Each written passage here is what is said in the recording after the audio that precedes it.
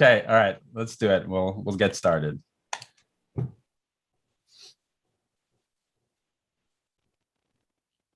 Okay, hello everyone. Welcome to our fifth job fair.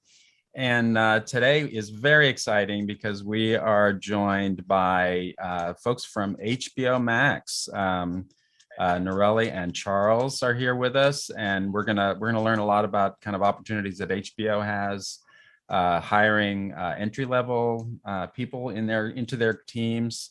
So why don't we start off just a regular good mornings. Juwan, you want to say hi to everyone? And hello, everyone. Excited to be able to bring this to you. This is such a huge opportunity, and I hope that it'll be everyone is just as excited as I am. Yeah, and Ashley's here with us, at least for a few minutes. Hi, everyone. Thank you for watching. We are very excited to introduce all these opportunities to you and HBO. We will be following up with you and sending you more information afterwards. Please contact us with any questions you have. And I'll turn it over to Mike and the team. All right, great. Thank you very much. So, why don't we? This all got started with actually a friend of mine, Charles Cox, works as HBO, and he has been great in helping connect us with other people within the company, and I think it aligns well with some opportunities that that HBO is looking to fill. I don't know if you want to introduce yourselves, maybe. Noreli, do you want to start off? Absolutely. And I will start off just saying hello to everybody and echoing what Mike said. We're here because Charles has connected dots. We have lots of opportunities in WarnerMedia. We are part of our the growth and technology operations team. And we have lots of exciting scaling that we are doing. And so I'm happy to dive further into that, but just to keep it to introductions. Again, my name is Noreli Garcia. I'm the Director of Strategic Initiatives for Growth and Technology Operations for WarnerMedia's direct-to-consumer organization. Direct-to-consumer is focused on bringing everybody, everywhere, the best streaming platform, and that's HBO Max. So we're really excited to be partnering in this discussion today and finding opportunities to bring the talent to the behind the scenes so that we can continue to bring the content, the information, and the connectivity that over now today, because it's earnings, over 69 million people in the US and Latin America enjoy. But we're not stopping there. So that's why we're here. And I think with that, I'll pass it over to Charles for my colleague's intro here. Thanks, Noreli. My name is Charles Cox. In addition to being a dot connector, which I think I can now add to my LinkedIn, I have had a whole bunch of roles at HBO Max. I'm one of the old dogs. It's been there now 6+ years. And I've watched the organization grow from 125 folks in a single or two offices to over, I think, 800 people in 27 offices around the world. I remember how excited I was when we were HBO Go and HBO Now, and we were getting ready for Game of Thrones. I'm like, now that's scale, man. Nothing compared to the kind of scale that HBO Max is doing and what we were able to report to Wall Street. It's incredible, and we are 5 days away from launching in Nordics and Spain. And so just to be there and be a part of this organization and see how things have grown has been this incredible ride. I didn't even say what I do. It's almost not important. I work with Noreli in Growth and Technology Operations. I'm part of something called Delivery and Financial Insights, or DFI. We watch over parts of the business, the workforce, vendor spend, where the money is going, as well as how we're doing shipping software, right? We want to have a transparent and visible organization. And so we measure how we do in shipping, where are the roadblocks at, what teams need help, and providing that visibility to all of our leaders and back to the organization is part of what I do. It's data every day. I spend a lot of time in Excel, which makes me like super excited to be able to actually talk about people and jobs and be at a job fair, which is like an amazing thing. So yeah. Glad to be here. And I would say you are rocking like one of the most awesome COVID haircuts of all of my friends. So thanks a lot. Fortunately, I've inherited my dad's hairline, so it's going to stick around. All right. So maybe we can talk about I think our participants are, have been studying, the software development and design practices, and have been working on team projects and things like that. And where do you, I think, where do those people like that bring those skills into an organization like HBO? It'd be great to hear about the kinds of positions that might be available to them, and what programs you have for bringing people on board.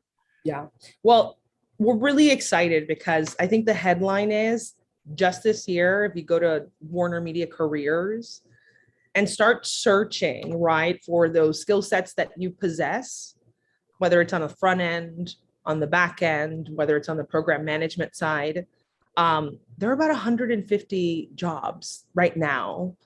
And I think that's important because we're not done yet, right? Those 150 jobs are there to support the massive scale that we have engineered over the last year.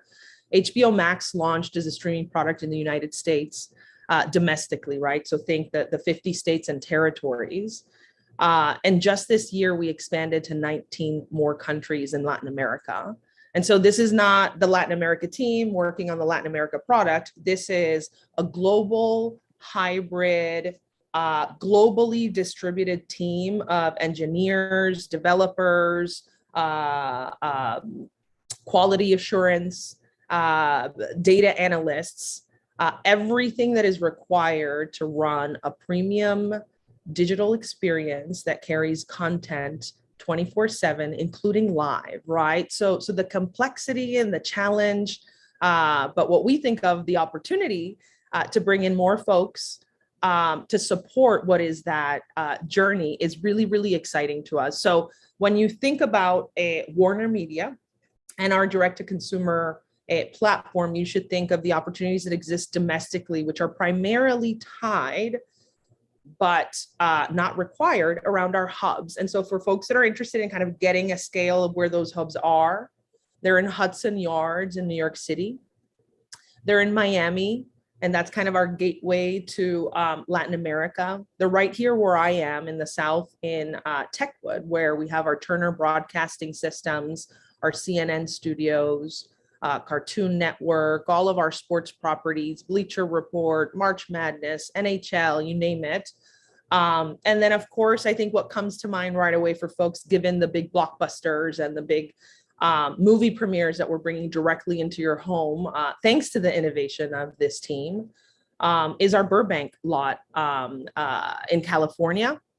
And then if we go up north, we've got our largest office supporting kind of the technical element of all of this in Seattle. And so that's when you look at our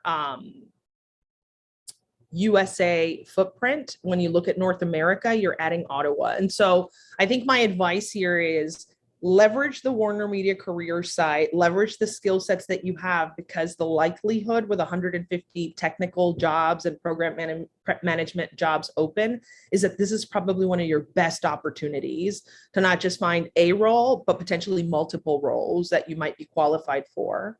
There's tons of flexibility only because we are in a hybrid environment. And so, by Ashley, if working from home is something that is important to you and to your family, the majority of our organization has not only been operating that way, but we've been operating successfully, right? That Latin America launch of 19 countries, it happened in this hybrid environment.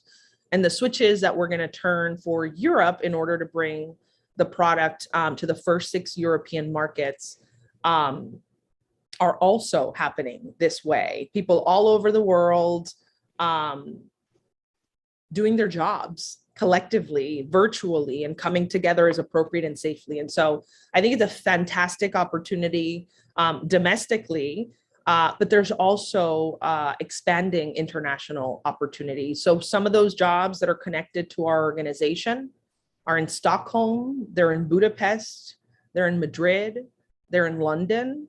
And so again, it depends really what you're looking for. I think what we are looking for outside of the skill set that I know this program prepares you for, and the skill sets that are required for a lot of these jobs, we are looking for people who are passionate like we are about the content, people that are passionate about leveraging their skills to push the boundaries of innovation, of efficiency, of complexity, and doing it at scale. I've mentioned US, I've mentioned LATAM, I've mentioned Europe, but we're not stopping even there.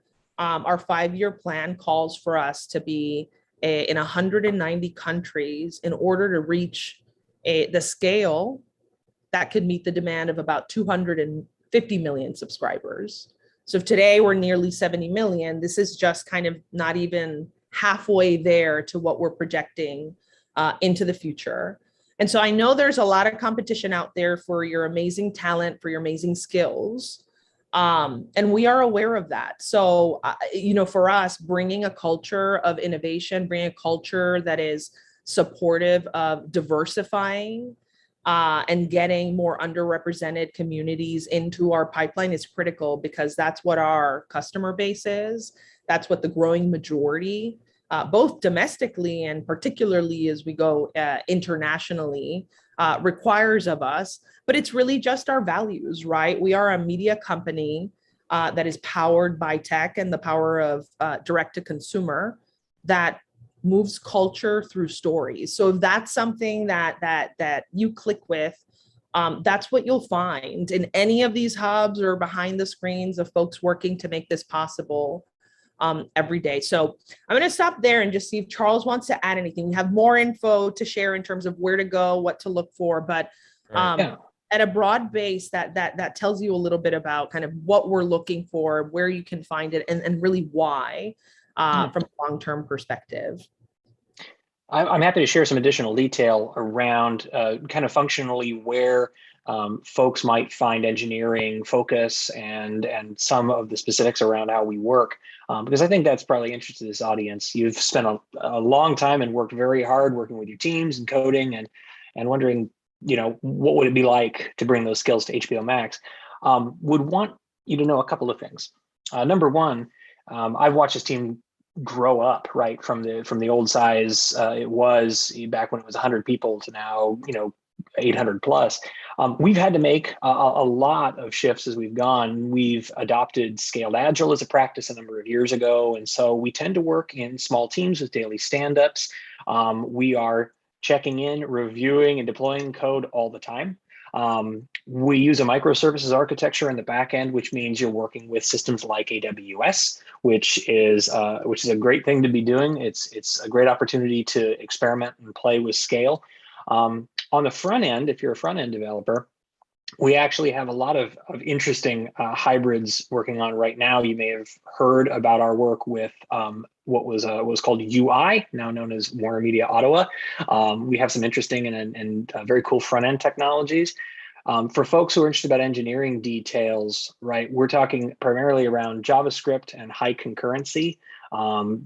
The kind of scale that this code has is amazing, but it's all still produced by small teams, tight knit, talking all the time, making sure they're unblocked, reviewing each other's code, right? And to a certain extent, the physics of that are probably the same as you're dealing with today.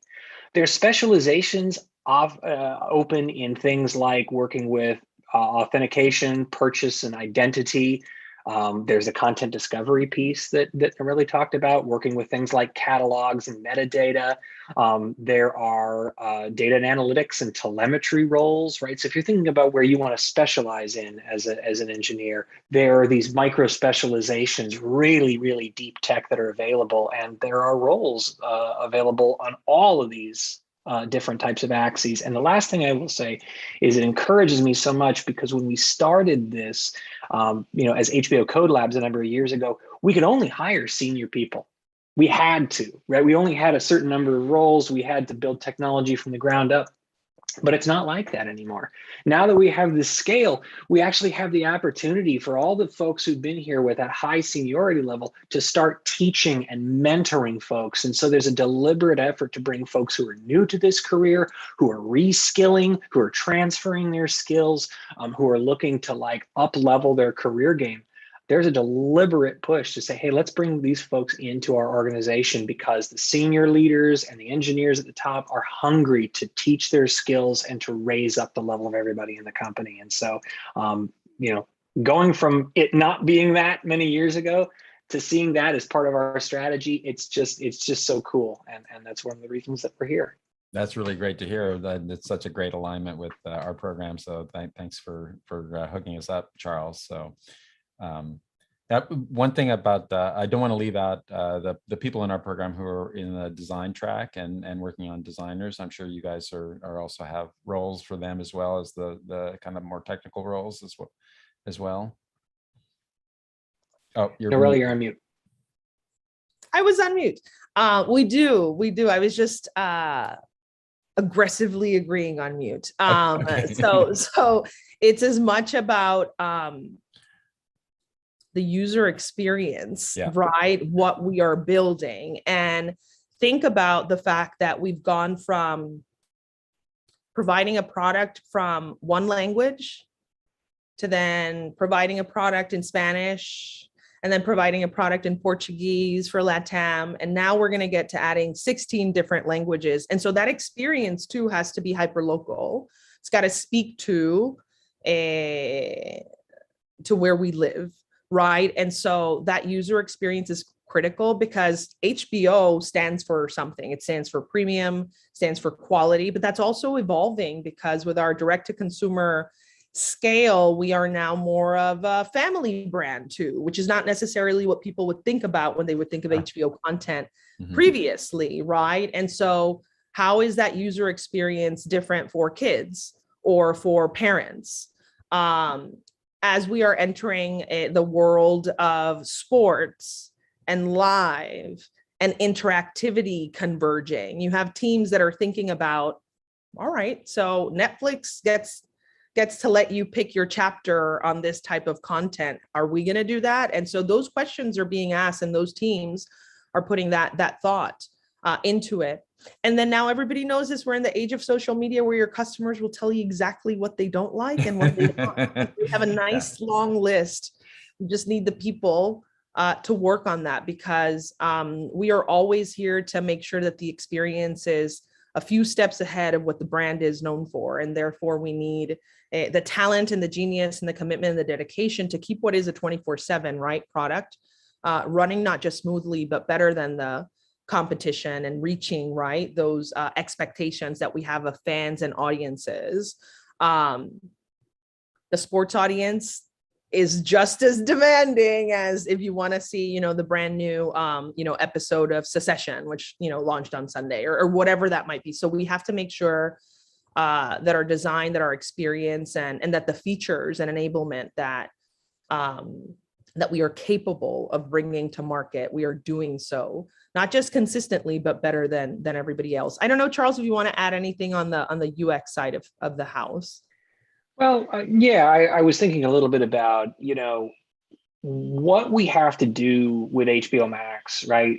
I've thought about it in sort of the three camps, right? There's launching new versions of it, whether it's hyperlocal versions or, new form factors, things like that. There's adding features, right, which is responding to customer requests, getting ahead of the market, watching our competitors and building things that are going to bring all versions of HBO Max more functionality. And then there is the quality, polish, fit and finish. And UX opportunities exist for designers, UX researchers, to contribute to that. Noreli and I work a lot with a technology organization. But at the end of the day, the technology organization plus product UX design and research equals HBO Max. So we really are all one family, and there are so many roles open for UX and product managers and designers because there is as much love that goes into that side of it to make a truly world-class product as there is the technology. So there is a little bit of organizational separation that had happened a few years ago, but we're working to knit that together every day. And Noreli and I actually work very closely with the efforts to do that. And so we're shipping the product together, and there's experiences on the tech side, and there's opportunities on the UX side as well. Absolutely. Oh, that's great. And I did want to interject that people are watching on the YouTube channel now. Feel free to go ahead and start asking any questions you might have individually on the chat, and then we'll go through those and raise those as we continue our discussion here. So yeah, we definitely have a lot of people in the design tracks who were really interested in doing user research and the customer research experiments and things like that. Yeah, absolutely. And I think from that perspective, I've mentioned it, but as domestically we get more diverse, right, we need to respond to the needs of those more diverse customers, whether it is from the content or the user experience. I would be excited to ensure that folks who are in all tracks of this, but if you're really interested in that side of the house, make sure to go to WarnerMedia Careers. We'll be sharing post talent community link. If you join the talent community link, you'll receive proactively information and opportunities. And you can leave your resume there. I know Charles and I are super committed to ensuring that any of the 25 people who are a fit in terms of what they're looking for, right?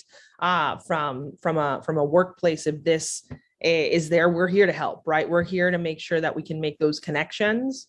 I did, Mike, want to talk a little bit and build on what Charles said about the culture. He talked about agile. There's other elements that, especially when I joined the company, I found really fabulous, right? Because everything that you can expect from a great tech organization is in place. But then I was surprised to find a culture where our leadership one-on-ones are based on empathetic leadership, where every Thursdays we have our tech learning, right, where we have a focus on wellness. And I know these things are important, right? Because to us, it's really about being able to bring your authentic self to work, bringing your whole self to work, whether you are bringing yourself to work in your kitchen, in your home office, wherever it is. But there really is as Charles had mentioned, kind of this very collaborative team feeling. And that's only enhanced by the fact that a lot of us are fans of the product that we're shipping, right? Of the product that we're enabling, of the content that we're signing, of the deals that we're bringing to market, of the diverse creators that now have a bigger platform than they've ever had before. And so I did want to chat about the culture a little bit from that perspective, and then also talk a little bit about our management team as it relates to these roles that you will find within direct to consumer technology and program management.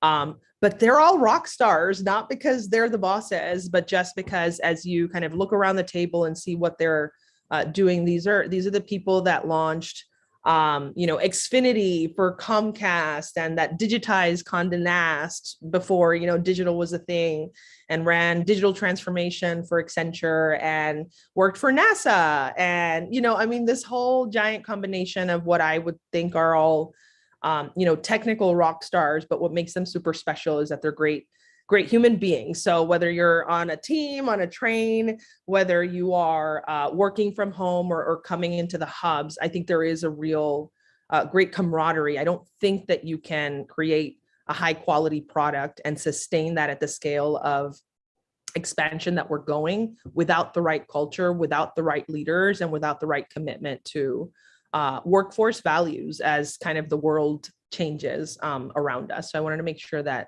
folks could hear that as well.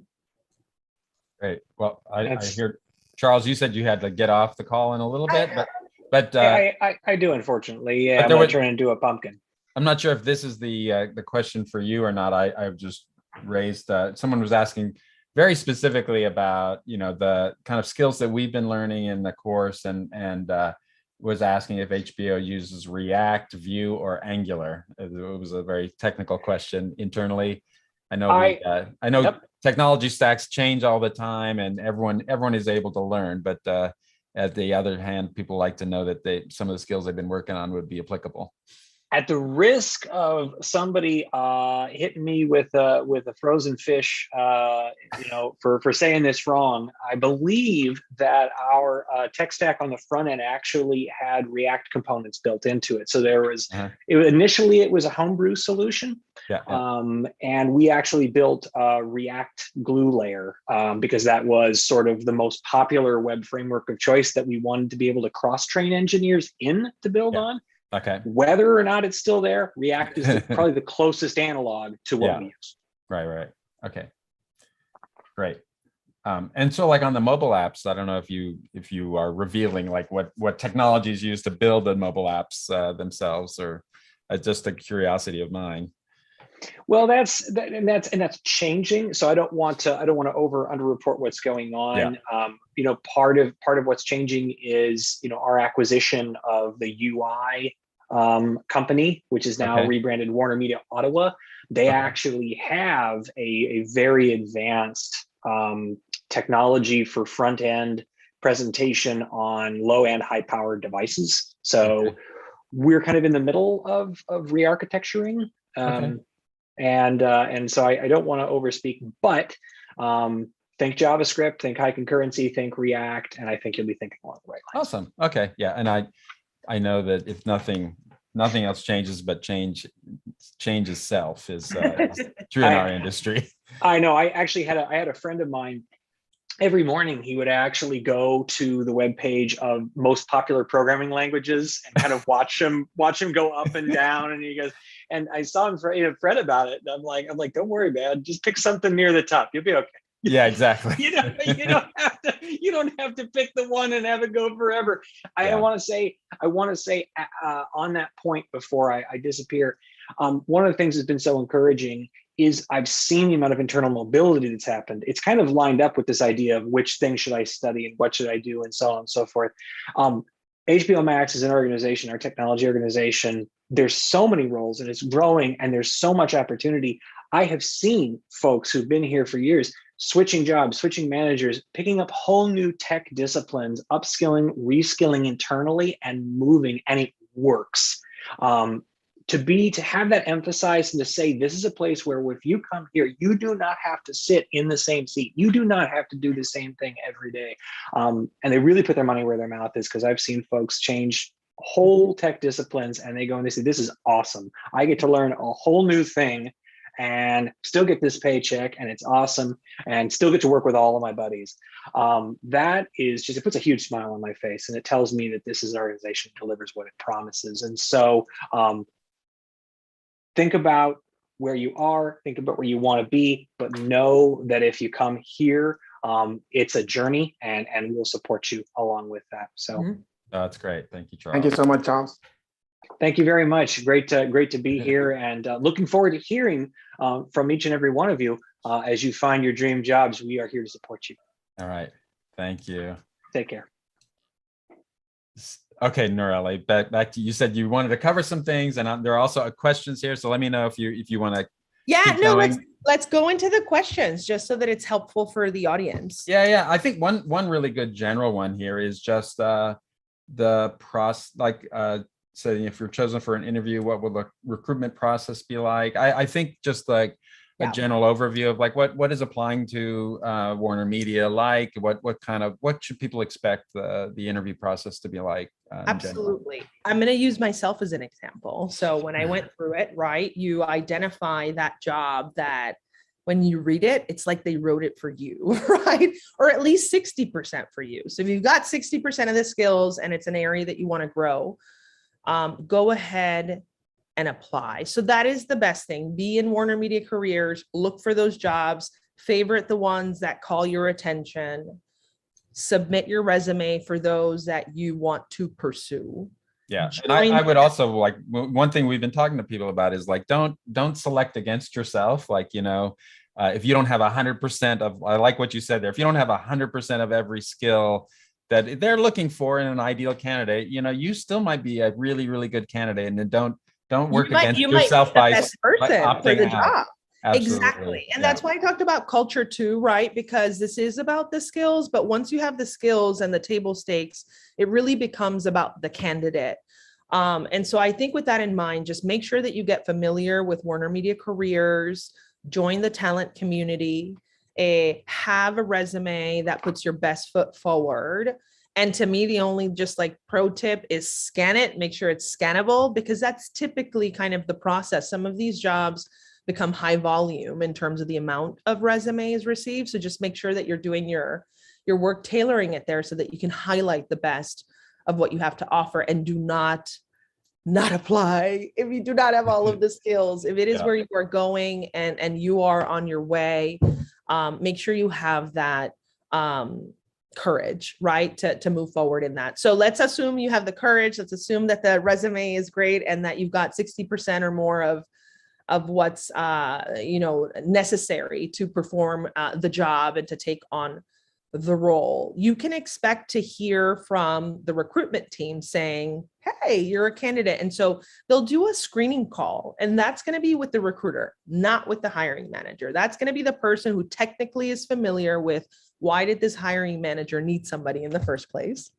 and will be able to have a two-way discussion with you about what we are looking for in the role, so that we can verbally have a temperature check on that, and that you can have the opportunity to ask questions. Because again, we know this, it's a talent market, right? It doesn't matter that we're the greatest company in the world. It really is about people wanting to be part of the mission, the vision, and having a purpose that's aligned to the role that's open in that career track that we have right now. And so that screening interview will give both of us, right, a very good sense for, oh, are we on track here to move forward? And if so, then you would move into a process of interview with a hiring manager and potentially a group of their peers, so that we can get kind of a 360 sense, right? Because this is a collaborative environment. And following those interviews, assuming that they are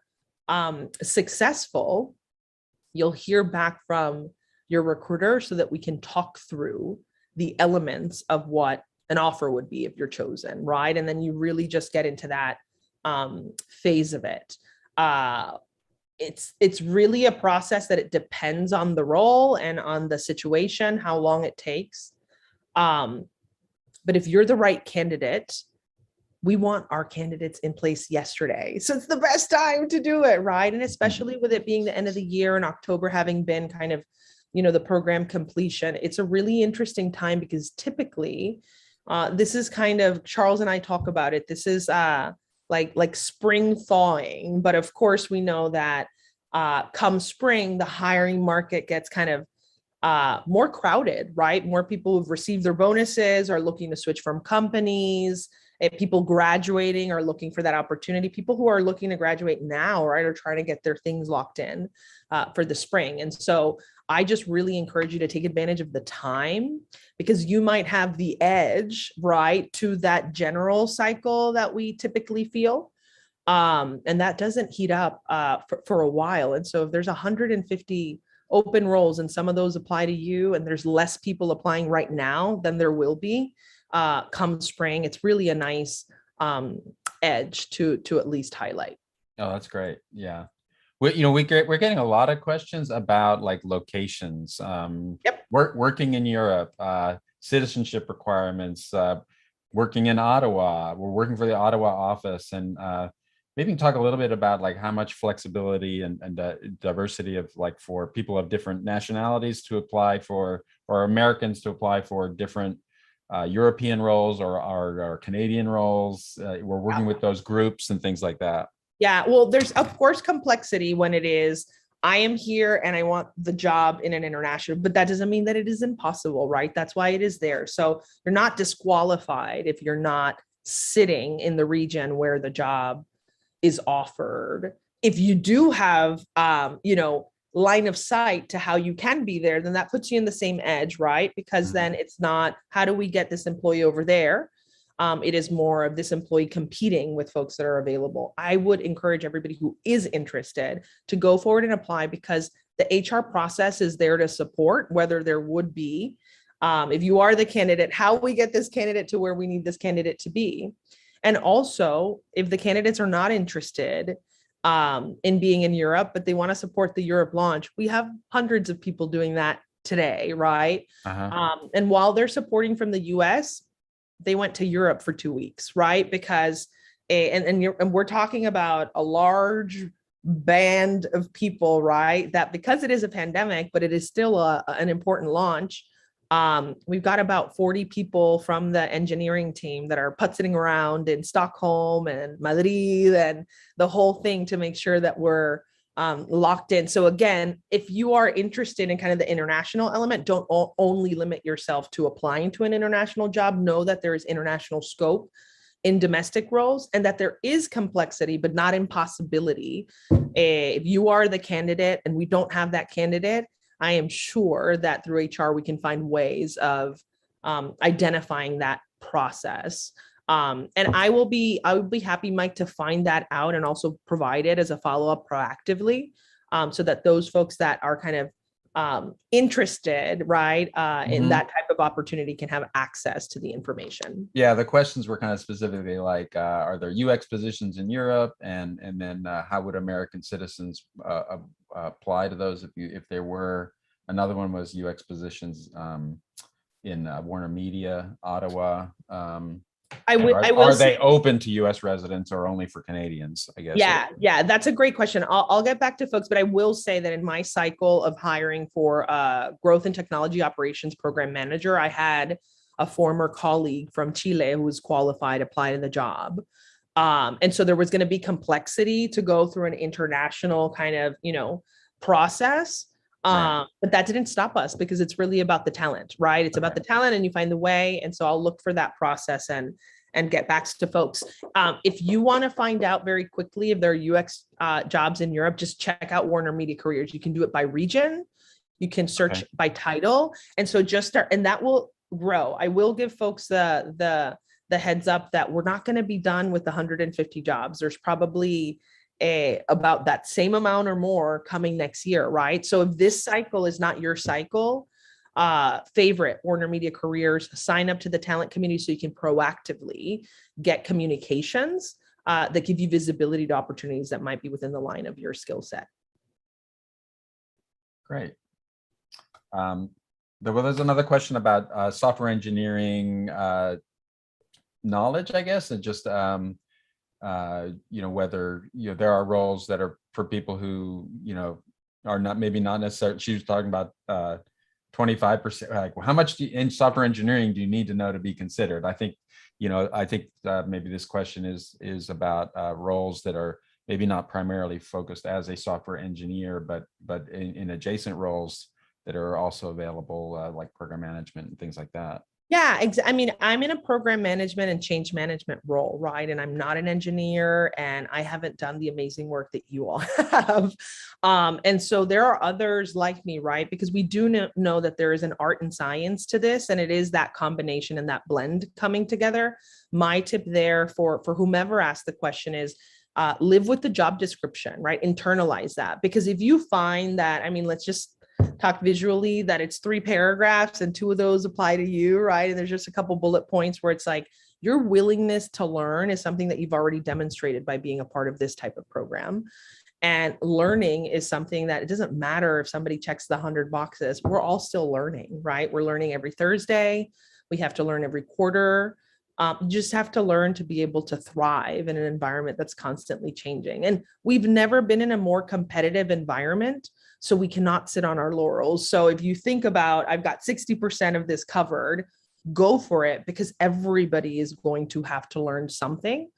So don't let that discourage you. Now, if you're at a 20% for a role that's highly technical, wait until you find something that resonates a bit more with where you are and where you're willing to go in the future. Yeah. But be careful about disqualifying yourself, because and voting, working against yourself. But yeah, I think you're right. Like, understand the job description, kind of what that role is like, and does it fit your skills and things, the direction you want to be heading. So, yes, absolutely. So like the question about just remote work and stuff like that. What is the ratio going on now across the different groups of people working from home, people about working 80%, remotely? 80% are at home. And I think that's a trend that's going to stay, right? I mean, and our philosophy to this, like I think any good company, is safety first, right? And we know that we can't account for everybody's individual situation. Mhm. And so to us, it really has been about flexibility and personalization to do what's best for you. And for a lot of people, what's best for them still is being at home. I don't want to wear a mask at work, and that is our policy. And my children are not vaccinated. I lost family, right? You don't want to stoke those, I think, traumas that we've all been through, because that's just the nature of what's happened over the last 2 years. So here, the ideal scenario is that people are in a comfortable situation with access to the tools to do their jobs from wherever that is. I'm the opposite. I have a 2.5 and a 5-year-old whom I love very, very much, but I need the office because it's a difficult environment for the type of work that I do. And so I do love that I can be home. And today I came to the office, right, to get that access. And that if I decide to travel somewhere, I can just hit my badge and go into a hub. I will say that to me, for those folks that are ready and able to access office life, or that's something that's exciting. The most exciting part for me has been coming to the hubs, right? I went to the Seattle hub, and it's like, they're gorgeous offices with great facilities that bring a brand to life that you just feel happy to be a part of. Here in Techwood, if I'm walking around, it's, Ted Turner's mansion and the basement where CNN was launched and the March Madness floor and all of these things that can be really motivational, right? To also get a different kind of fresh outlook and perspective following the unprecedented times that we've all navigated. So when you join a group, you are affiliated with one of the hubs, regardless of your location. But so do you require like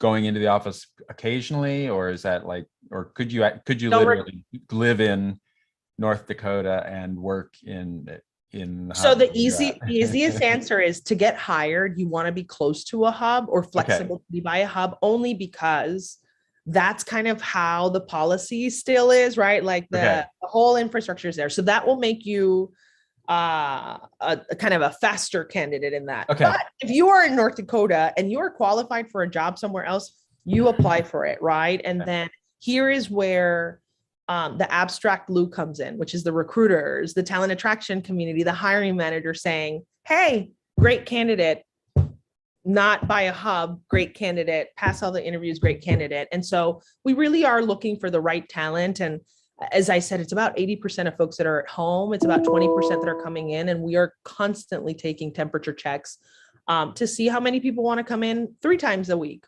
3 times a month. And so I just think we'll be adaptable, flexible. But I think until we get to some sort of consistent safety, I don't think that there will be any requirement, right, to say you must be in a place while we're still going through kind of, these elements that are still unresolved, like full vaccinations or vaccinations for children. And so we know that our employees are managing that, and we don't want to put in requirements that would add more stress.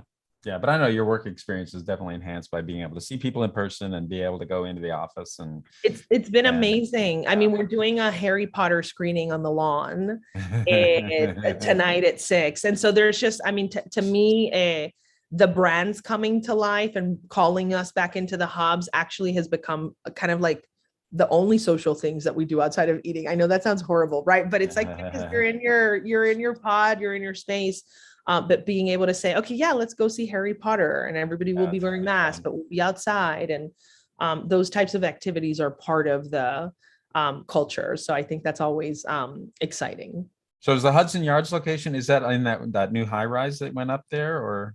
Yeah, that's an amazing building. Like it's an amazing, that's the thing I'm really telling you. I think every single facility is like, just, like going to a theme park to a degree, right? If media or content and technology are at the heart of what you do, but it's an iconic building. It's where CNN is happening every day, right? And the rest of these brands, the Warner Brothers lot, right?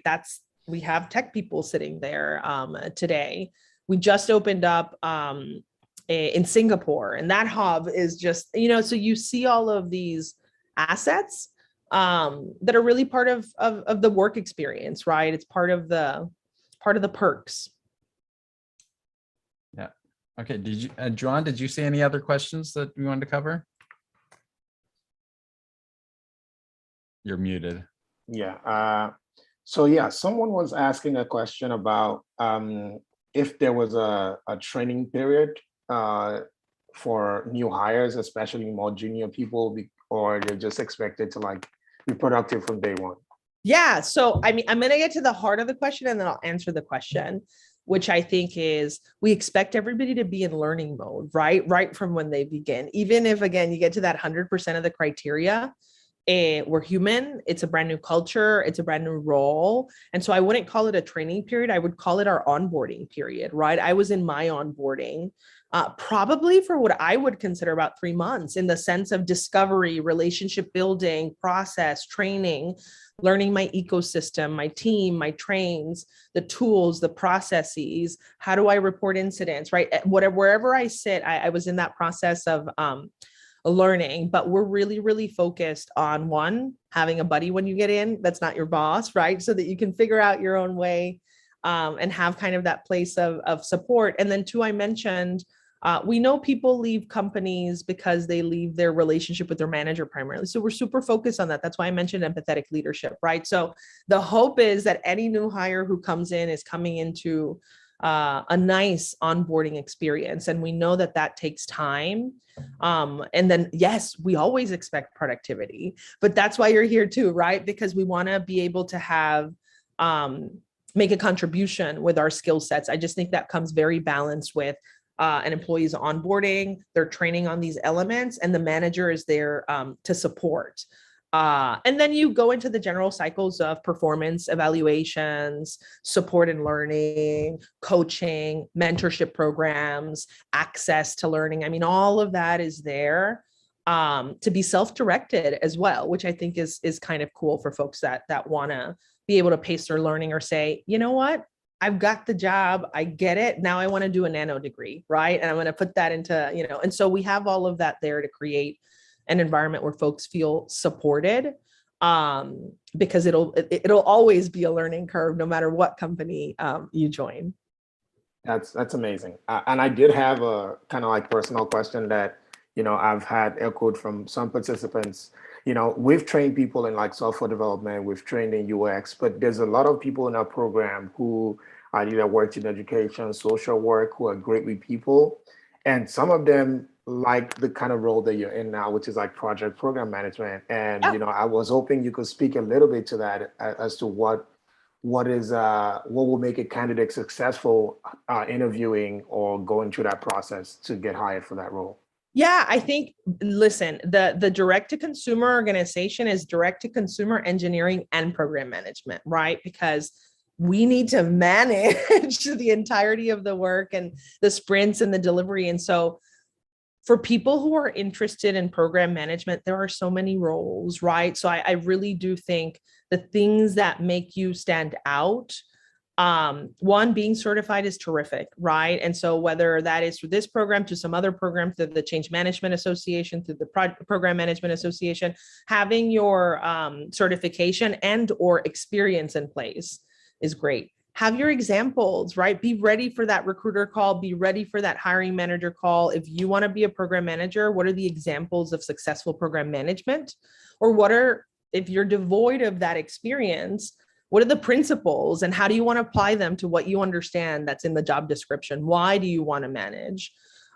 Typically it's about change for us because we're managing change forward. We're adding capabilities, we're adding features, we're adding markets, right? And so if you have great people skills, I will tell you the secret. They're very valued in technical organizations. And so that's when I talk about kind of that secret glue, that abstract glue. And so if you feel that you have fabulous interpersonal skills to connect the art and science of technology and creativity and communication, look, because whether you just type program management into WarnerMedia careers, you will see what is available. And as I mentioned, we're only going to grow our organization. I think Charles mentioned was 750. We expect it to double in size by next year.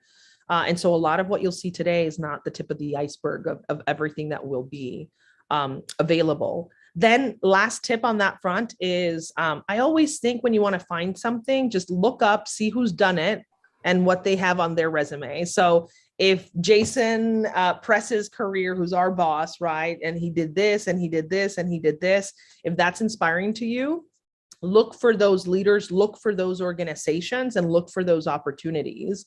I wasn't looking for WarnerMedia. I was looking for a next challenging role. And at the end of the day, when all of that kind of converged, it converged through the lens of program management, right? And so I wasn't typing in program management, but that kind of led into some of these skills that allow us to ensure that we successfully deliver a very complex product, bringing together hundreds of people every day who are everywhere. And so that does take a level of effort and work from program management, but I think to the heart of the question, people skills. That's amazing. I had one final one that was asking, is it possible for our participants to apply for multiple roles if they feel qualified?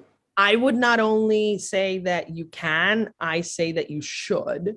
There's so many variables to what either a hiring manager is looking for, if they already have a candidate, if they don't, if they're kind of going to be slower than the next one.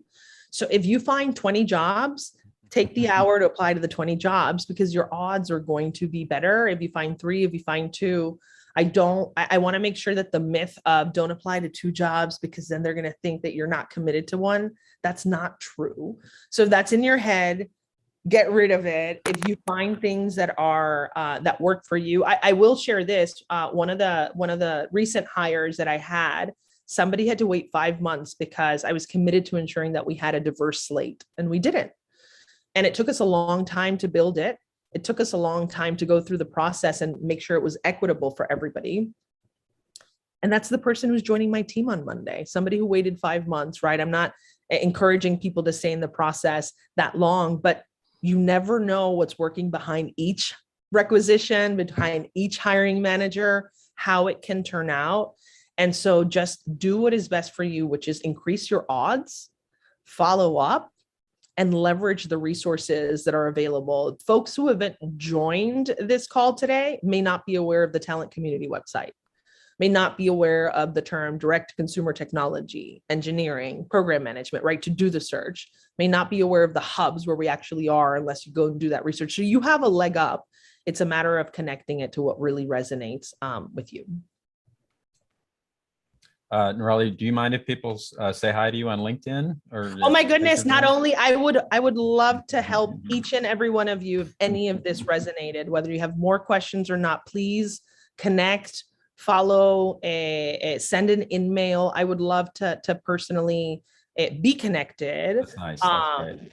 And I also think, I mean, I mentioned this to I mentioned this to Mike and to Jawan when we first started talking about this, but I'm really excited to be here because at the end of the day, I don't think there is a better opportunity to connect diverse pipelines with opportunity, right? I think we know that talent and skill can be distributed equally, can be acquired equally, even in some instances, but opportunity is not.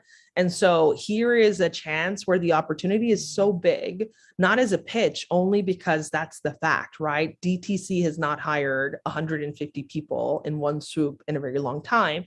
And then we're about to go through that again. So I think the fact that you have access to this, whether it is for you or whether it's somebody in your orbit, should put you in a good position if this is a place where you would want to work. And I think what you heard from Charles and I is we're happy campers over here. We're just looking for more great talent to come and join the fam.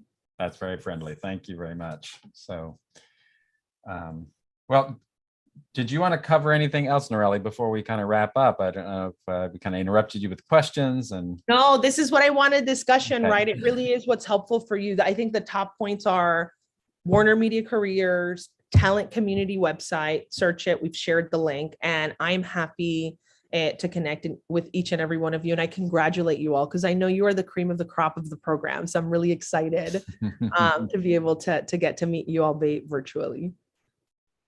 No, that's great. And the interest has only gone up and up and on this live stream. I know that we're getting more and more people joining us in. So very good. Hopefully even more people who are working right now will have a chance to come watch this tonight and you'll probably be getting a fair amount of people pinging you for advice and tips and things like that on LinkedIn. And yeah, thank you so much for sharing these opportunities with our participants. I think and your enthusiasm and like friendliness is like really coming through a lot. So it sounds like a great place to work. It has been. I'm excited to make sure that we have what we need to keep the joy flowing for millions of people. And that's technical when it's an app, when it's a digital streaming product. Yeah. Thank you so much, Noreli. First thing I wanted to say was, when we imagined the way that our job fairs will go, we kind of like had in mind the fact that, so many of these people haven't been worked in tech. So it can be a very daunting and intimidating process. And, for us, it was just about humanizing and making it relatable and making their questions and fears and concerns answered by the people that are actually offering the jobs. And I don't think that, any of our hosts, any of our guests have done a better job than you have. Oh, thank you. You really brought it to life. And I'm sure that they're just as excited as I am. And I hope that this is successful for both HBO Max and our participants who will be looking to apply to those roles. We hope so. I hope that as we move through the end of the year, that we see tons of resumes, candidates, and new colleagues coming from this group. We really, really mean it. And if the opportunity for you is not there today, keep in mind the first quarter, right? Because that's when things will re-up again. But if there's something there for you, it might be your job. So go get it. Yeah. And I did want to say, just related to our program note, our program is ending this weekend. People who are working in teams or on individual projects are wrapping up their final projects. We're going to be, we have a couple of sessions scheduled for project presentations next week, but we are not going away. I just wanted to say that, we are going to continue to be in touch with all of our participants. Our number one goal is to get you into a position, get you an internship, get you a job.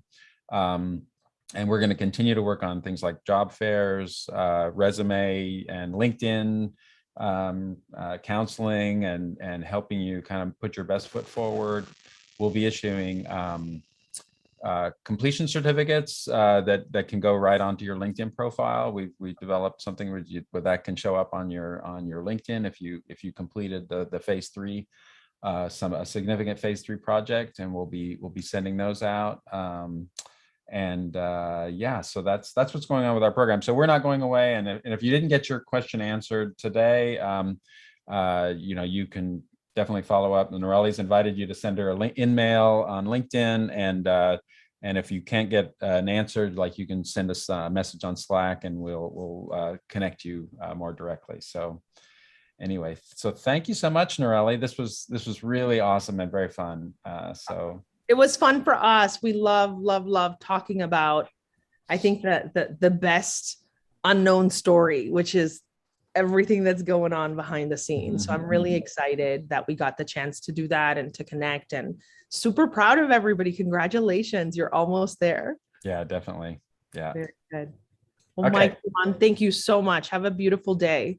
All right. Thank you. We'll end the stream here. All right. See you later.